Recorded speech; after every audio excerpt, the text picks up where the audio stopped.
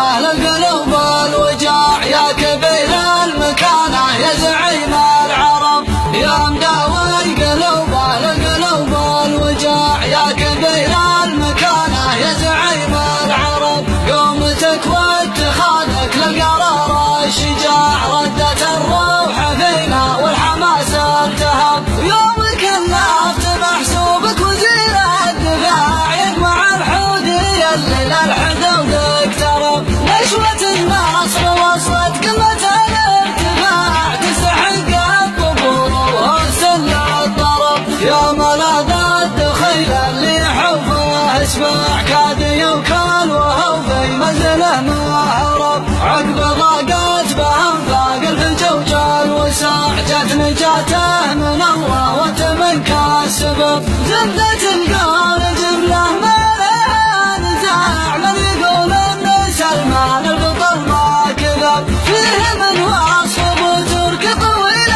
الدراع انتهضت عقابه حد سيف حدب واحتضانه الجاره يوم شق النزاع يحتسب له ويكسب بحر فم الذهب يوم صالح فتح مصراع باب الصراع يشعل النار والحوض يقرب حطب يحسب النار سور للطيور الجياع ما درى الناعم عين العدو لا حرب وقرنا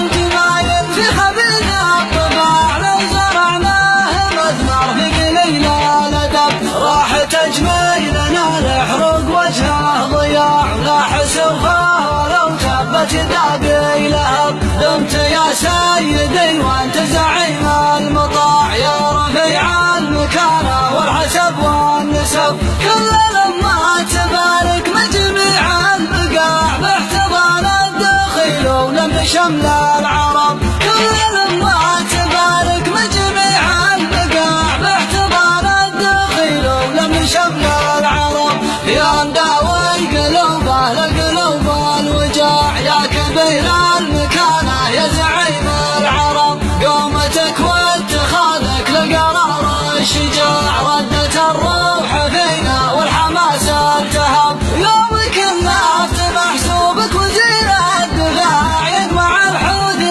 اللي للحدود اقترب نشوة النصر وصلت قمة الارتفاع تستحق الطبول وسل الضرب يا ملاذ الدخيل اللي حوفه اسمع كاد يوكل وهو في منزله ما هرب عقب ضاقت بأنفاق الفجوج الوساع جت نجاته من الله